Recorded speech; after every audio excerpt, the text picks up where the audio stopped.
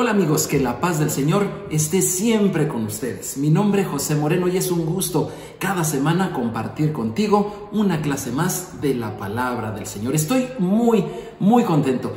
No solamente porque tenemos ya más de 100 videos como este que nos habla de la palabra de Dios para ti, para tu familia, para que la puedas aprender y compartir con los tuyos en casa o donde quiera que te encuentres, también si es que vas de viaje. No solamente por eso. No solamente también porque mis hijos me han ayudado mucho, sobre todo mi hija, la mayor, a quien quiero mucho, me ha ayudado mucho en todas estas cosas. Sino que hoy, el día de hoy que estoy grabando este video, es el cumpleaños del más pequeño de mis hijos. Él cumple 20 años, se termina hoy precisamente su etapa formativa. Como lo estuve hablando en la clase pasada, ¿verdad? Que tenemos 2 décadas para formar a nuestros hijos. Bueno, pues ahí está, hoy cumple 20 años. Hijo Esri, te mando un abrazo, una felicitación a través de este video. Ahorita al ratito te vuelvo a dar otra felicitación porque ya desayunamos juntos. Y estaremos ahí celebrando. Estoy muy contento. Espero que también tus hijos estén creciendo en salud, creciendo en conocimiento, en habilidades, pero sobre todo que crezcan en el Señor.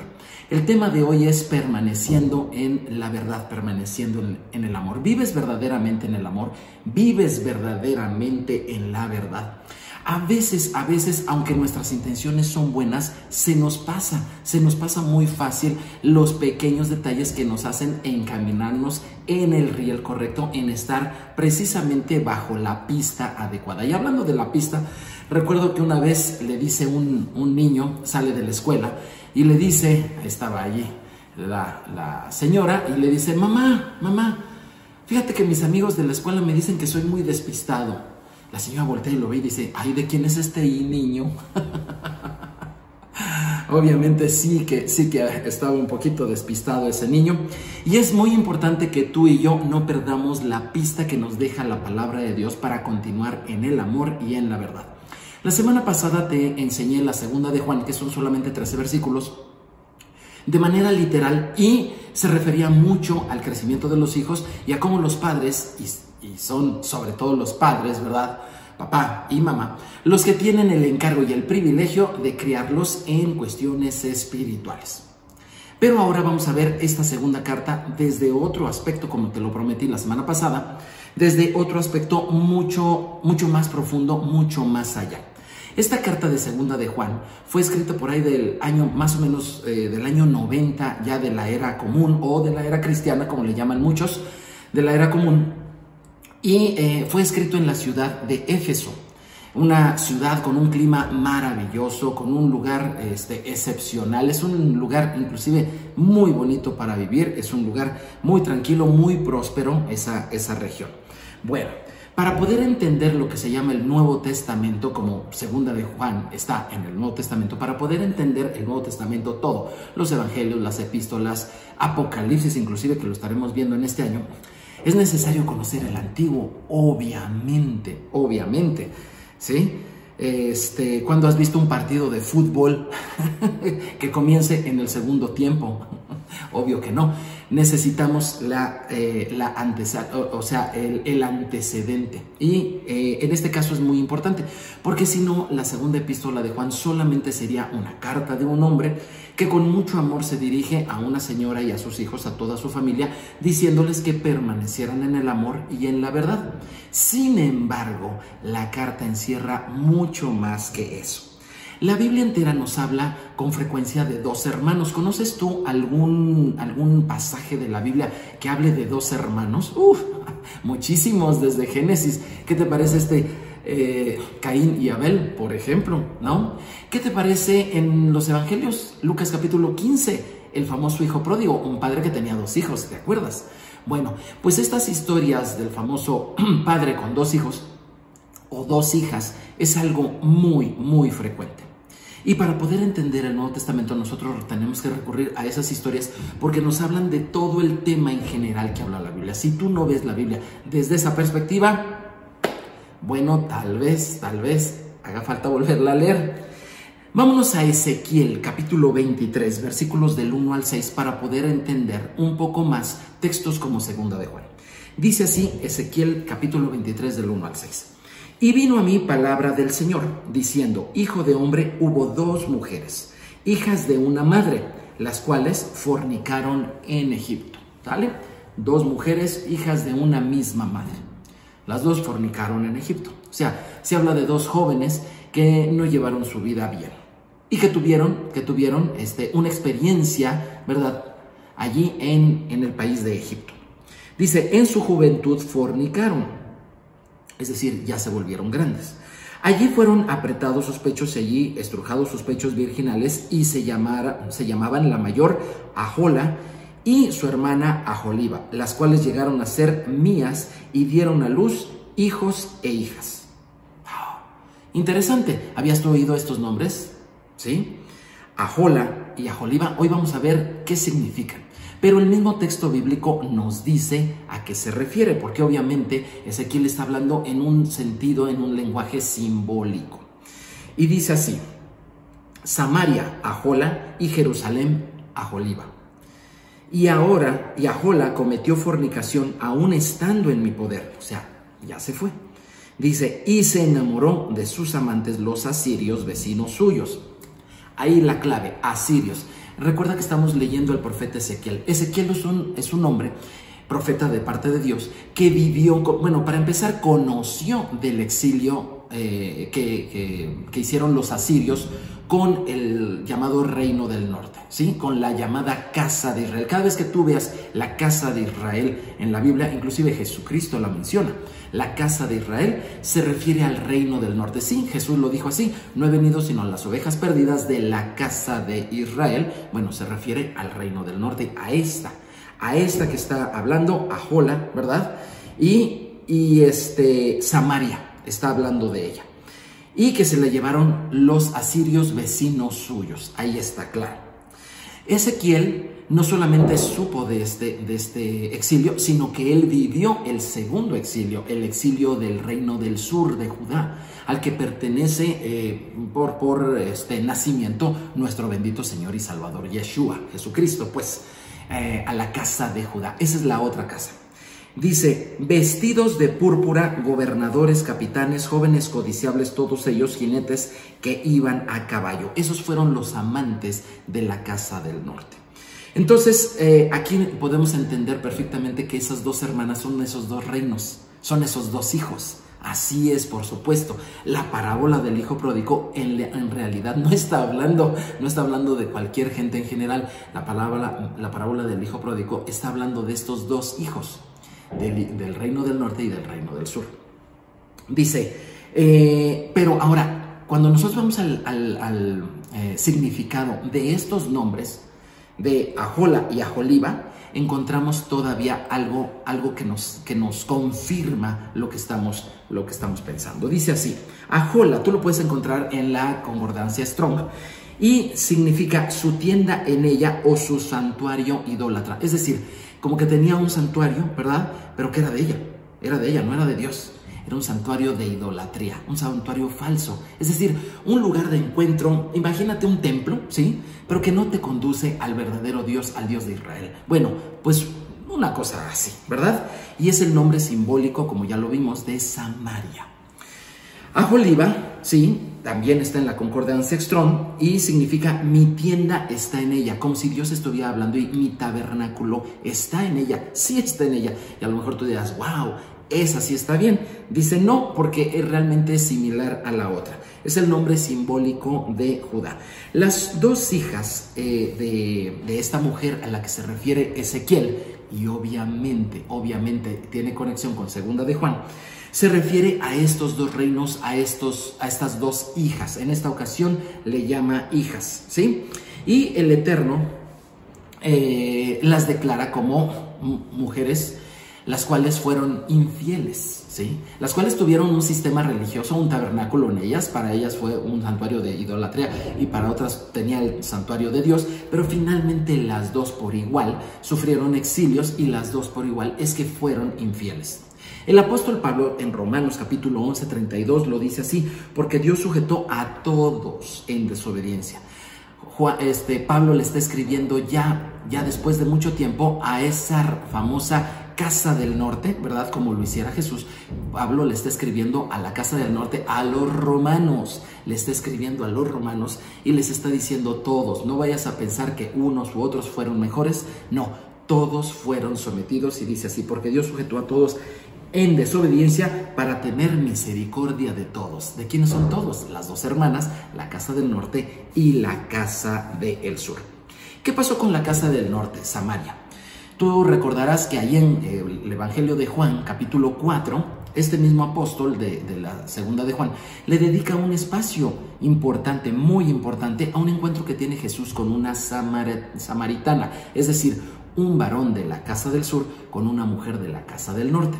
Y ambos tienen sistemas religiosos, ¿verdad?, parecidos, pero cuando se contrastan no son del todo iguales. ¿Qué pasó con la casa del norte? Bueno, cuando tú vas a la historia bíblica encontrarás que Jeroboam, el primer rey de la casa del norte, él lo que hizo fue atraer a 10 tribus hacia sí, ¿verdad?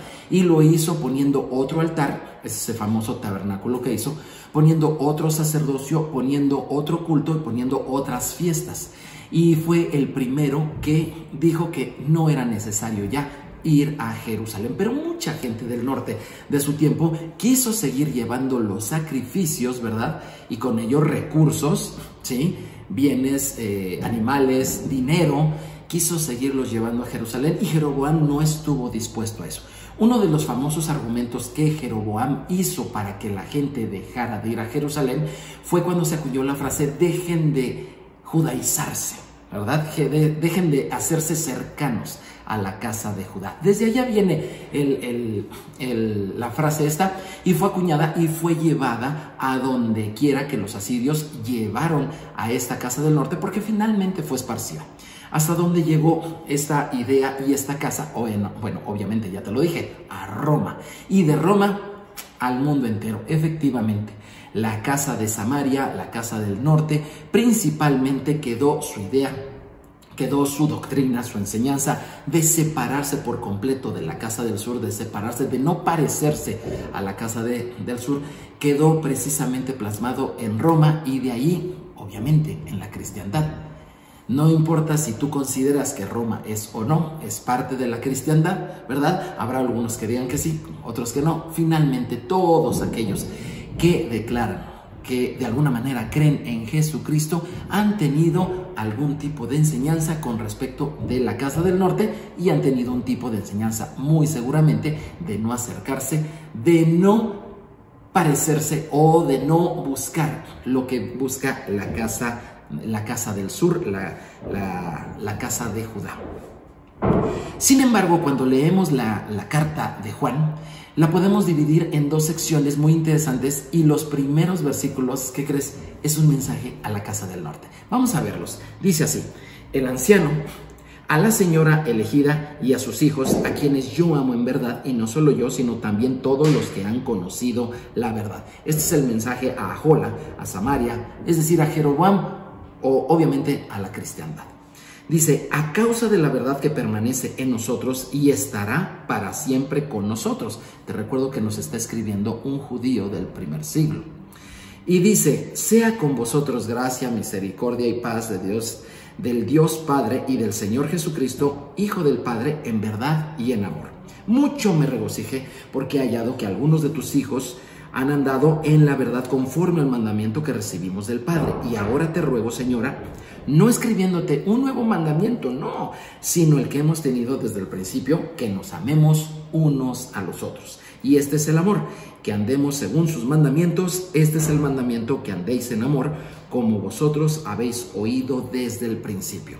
Si tú te fijas, es muy interesante cómo el apóstol Juan le escribe a esta casa, ¿verdad? Escribiéndole a una parte de ese conglomerado de los que para ese entonces ya creen en Yeshua, en Jesucristo como lo conocemos aquí en Occidente.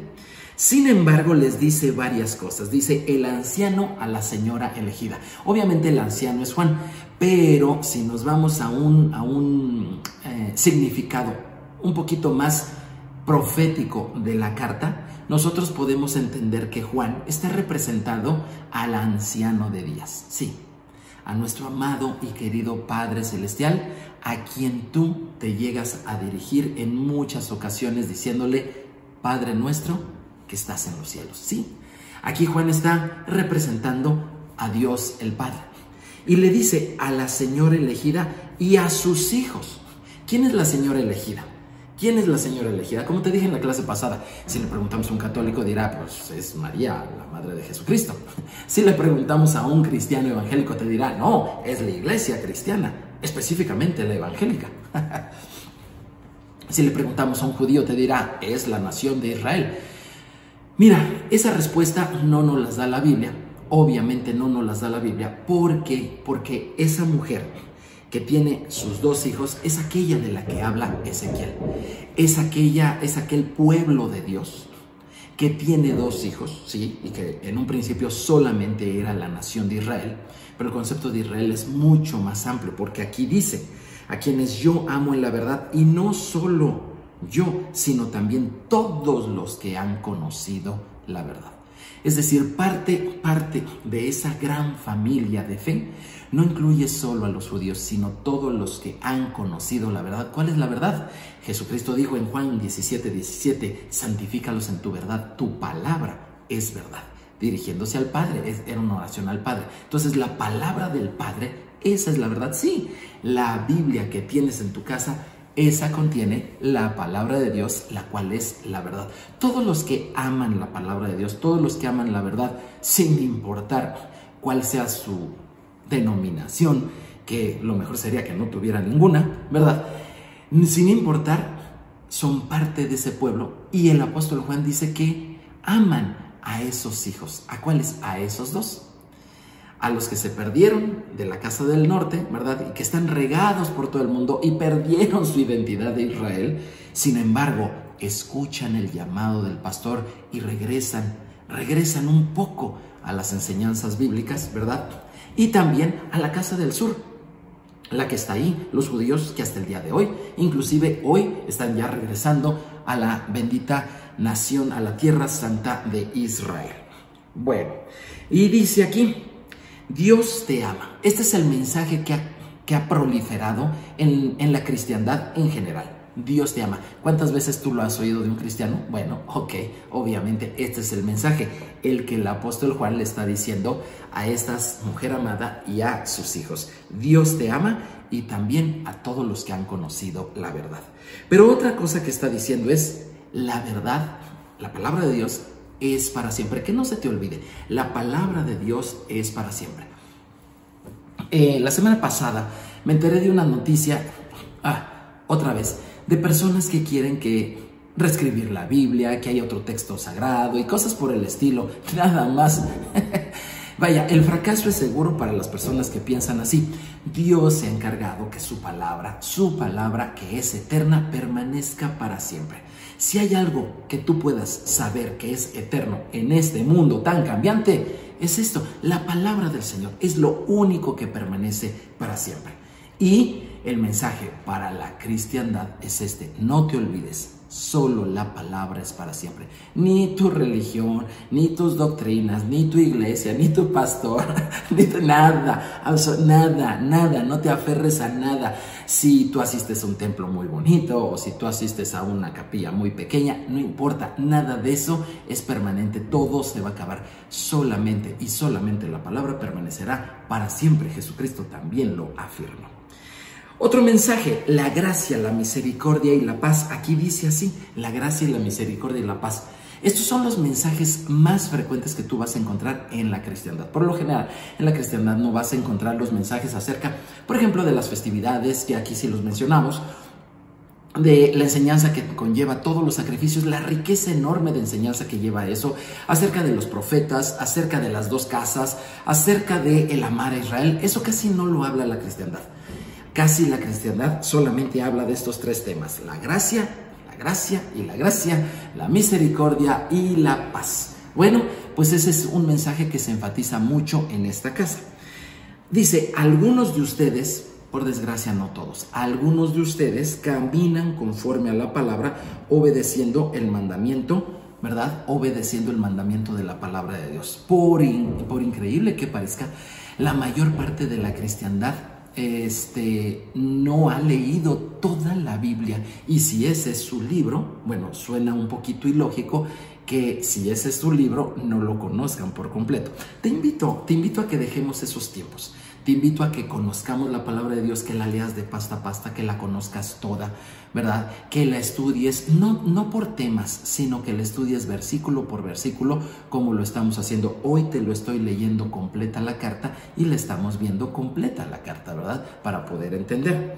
Y dice así, el último mensaje, bueno, el penúltimo mensaje del apóstol Juan a esta casa es: obedezcan los mandamientos. Es algo que la casa del norte, la cristiandad, se está resistiendo un poquito, pero finalmente el corazón de esta casa va a ceder en obedecer por completo los mandamientos. Dice: obedezcan los mandamientos, los cuales son desde el principio. Eso es el amor. Eso es el amor. Tú que predicas mucho del amor, tú que hablas del amor, amar a Dios, Dios te ama, yo te amo en el amor del Señor, y todos esos hermosos y muy lindos mensajes, quiero decirte que se basan en esto. Juan quita las ambigüedades y dice que el amor consiste ¿en qué? En obedecer los mandamientos de Dios. Así es, los cuales son desde el principio. Así que el mensaje a la casa del norte es: no te apartes de los mandamientos. Y si te has apartado, regresa. Este es un mensaje que nos ha servido. A mí en lo personal me sirvió cuando yo cumplí 20 años.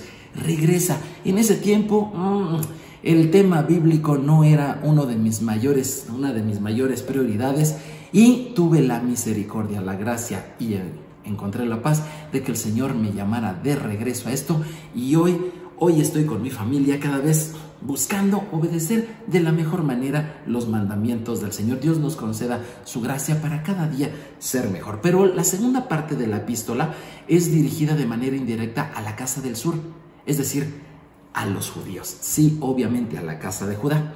Y dice así, versículo 7: porque muchos engañadores han salido por el mundo, que no confiesan que Jesucristo ha venido en carne. Si estás observando cómo casa perfectamente con la casa de Judá, porque muchos engañadores han salido por el mundo, no dice todos, pero sí muchos, sí, que no confiesan que Jesucristo ha venido en carne. Quien hace esto es el engañador y el anticristo. Antes de seguir con el versículo 8, quiero decirte, la casa de Judá no es un engañador, ¿verdad? Y no es el anticristo, pero de entre ellos sí hay muchos que el día de hoy están hablando en contra de Yeshua HaMashiach, o en contra de Jesucristo como tú y yo lo conocemos, Jesús el Cristo, ¿sí? Bueno, están haciendo un trabajo no para Dios, precisamente. Y el apóstol Juan lo dice, lo está diciendo aquí, ¿vale? Vamos a seguir adelante con el mensaje a la casa de Judá. Dice: mirad por vosotros mismos para que no perdáis el fruto de vuestro trabajo, sino que recibáis galardón completo. Cualquiera que se extravía y no persevera en la doctrina de Cristo, de Mashiach, ¿sale? No tiene a Dios. El que persevera en la doctrina de Cristo, este sí tiene al Padre y al Hijo. El día de hoy hay muchos ortodoxos, ¿verdad?, que se rehúsan fuertemente, así como en la cristiandad se rehúsan a obedecer los mandamientos, así por el otro lado en la casa de Judá, entre los judíos, se rehúsan a creer que Dios tiene un hijo, que el Padre tiene un hijo. Pero esto está en la Biblia. Esto está en la Biblia, que ellos han fielmente guardado, gracias a Israel que ha guardado fielmente la Biblia, y por eso la tenemos hoy en nuestros días, en nuestras manos. Allí lo dicen, el Padre tiene un hijo, sí tiene un hijo. Y tenemos que honrar al Hijo, ¿verdad? Como dice el libro de los Salmos, porque de esa manera honramos al Padre. El que recibe al Hijo, recibe al Padre, ¿verdad? Es muy importante. Bueno, y dice, versículo 10, si alguno viene a vosotros y no trae esta doctrina, no le recibáis en casa ni le digáis bienvenido. Fíjate que proliferan el día de hoy. Hace algunos 10 años, escasos 10 años, no había tanta difusión de doctrinas ortodoxas judías que niegan a Jesús como el día de hoy las hay. Y hay mucha parte de la cristiandad que las está oyendo porque les llama la atención mucho la riqueza de sus enseñanzas. Pero quiero decirte, ten cuidado, porque si no aceptan a Yeshua como HaMashiach, como el Mesías, Aquí el apóstol Juan te está diciendo, no les digas bienvenido a esas enseñanzas. A esas enseñanzas. Fíjate qué interesante. Nosotros en Occidente estamos llamados por la Biblia a amar a Israel, por supuesto que sí. Pero no debemos de recibir enseñanzas que nieguen a Yeshua, que nieguen que Él es el Mesías. ¿Sale? Ok. Dice, porque el que dice bienvenido participa de sus malas obras. Versículo 12, tengo muchas cosas que escribiros, pero no he querido hacerlo por medio de papel y tinta, pues espero ir a vosotros y hablar cara a cara. Ah, bendito Señor.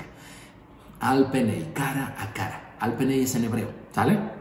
Cara a cara. ¿Te acuerdas de Jacob cuando vio al penei, verdad?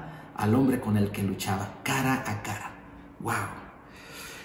Dice, para que nuestro gozo sea cumplido. Claro. Quien llega a ver al Señor cara a cara, y eso espero para ti, para mí, para tu familia, para la mía, que lleguemos a ver cara a cara, que aunque pasen los años, pase lo que sea, lleguemos a ver cara a cara a nuestro bendito Señor Jesucristo. Y que podamos estar delante de Él y recibamos palabras como, buen siervo y fiel, en lo poco fuiste fiel, en lo mucho te pondré, pásale, entra al gozo de tu Señor. ¡Wow! Ese día va a ser maravilloso. Y dice así, el último versículo, los hijos de tu hermana, la elegida, te saludan. Es decir, el apóstol Juan cierra con esta hermandad, esta reconciliación, porque la Biblia se trata de eso, de esta reconciliación que debe de haber entre estas dos casas. Los judíos salieron esparcidos, como dice el versículo 7, por todo el mundo, muchos de ellos, no todos, pero muchos de ellos sin creer en Yeshua. Llevan estas enseñanzas anticristianas o antimesiánicas, como le quieras llamar, es decir, anti-Yeshua. Llevan estas enseñanzas por todo el mundo, pero son enseñanzas obviamente que no están basadas en la verdad. Cualquiera que no acepte a Yeshua está fuera de la verdad, y te lo voy a decir así. Le estoy diciendo a mi hijo, hoy en su cumpleaños, le estoy diciendo que si de alguien puede recibir un consejo más sano y más desinteresado en esta tierra, es de parte de sus padres, sí, de parte de su mamá, mi esposa, y de parte de mía. ¿Por qué? Porque nosotros, ella y yo, somos los que hemos dado nuestra vida por él. Lo hemos creado durante 2 décadas, le hemos provisto de todo lo necesario, hemos velado por su salud, por su bienestar, por su educación, por su fe, etcétera, etcétera, etcétera. Y cada cosa que le decimos hoy, que él está tomando decisiones, y que muchas veces algunos de los consejos que nosotros les damos sobre la fe, sobre la palabra de Dios, no encuentran un acomodo perfecto en su cabeza, ¿verdad? Como me llegó a pasar a mí también a mis 20 años. Aun cuando él diga, bueno, es que tenga sus dudas, de todas maneras le estoy diciendo, hijo, los mejores consejos que vas a recibir en esta tierra son de tus padres. ¿Por qué? Porque nosotros dimos parte de nuestra vida para que tú llegues a estos 20 años. Si esto sucede en verdad con los padres de cada hijo, porque tú también, si tú eres papá, si tú eres mamá, quieres lo mejor para tus hijos y no esperas absolutamente nada más que a tu hijo o que a tu hija les vaya bien. Es lo único que estás esperando. Estás totalmente desinteresado y diste tu vida y darías más de tu vida por ellos, por supuesto, y no buscas retribución. Si esto es verdad con los padres, ¿cuánto más con el que literalmente dio su vida por ti y por mí? Solamente hay uno, y ese es Jesús el Cristo. Él es el único que murió en la cruz por ti y por mí. Así que Él y solo Él tiene el derecho y la autoridad para darnos el mejor consejo, para enseñarnos la Biblia tal como se debe de entender. Él es nuestro único pastor, no hay otro. Él es nuestro único pastor. Aquellos que se dicen pastores y buscan a las ovejas del Señor para sacarles dinero, por ejemplo, esos son salteadores. Esos no son pastores, ¿sí? El único pastor de nuestras vidas es Jesús de Nazaret. Los pastores que tú puedas encontrar en esta tierra simplemente son ayudantes del pastor, siempre y cuando no quieran usurpar el lugar que no les corresponde. La guía correcta de nuestra vida es Jesús de Nazaret. ¿Sí? Y por último quería yo decirte, dice, Dios hablará cara a cara con los hijos de Judá y con los hijos de Samaria. Y finalmente quiero decirte que el día de hoy Dice aquí, los judíos, los hijos de tu hermana te aman. Sí, la casa de Judá empieza a ver con buenos ojos a la casa del norte, ¿verdad? Y ya empiezan, de hecho yo ya he tenido experiencias en la que algunos judíos nos reciben bien, aquellos que no lo somos, ¿verdad? Y que creemos en el bendito Señor y Salvador Jesús. La reconciliación de estas dos casas es parte de la salvación que Cristo vino a hacer. ¿Por qué? Porque Él vino a recuperar lo que se había perdido. Que el amor y la verdad sigan presentes en tu vida. Caminemos juntos de la mano con nuestro Señor Jesús, Señor y Salvador. Y como decían en tiempo de Jesús, cuando terminaban un libro, de leerlo, de estudiarlo, decían Hazak, Hazak, Benik Hazak, que significa esfuérzate, permanezcamos fuertes. Que el Señor te bendiga, nos vemos en la próxima, ya sabes, comparte, suscríbete y dale click a la campanita. Shalom, shalom.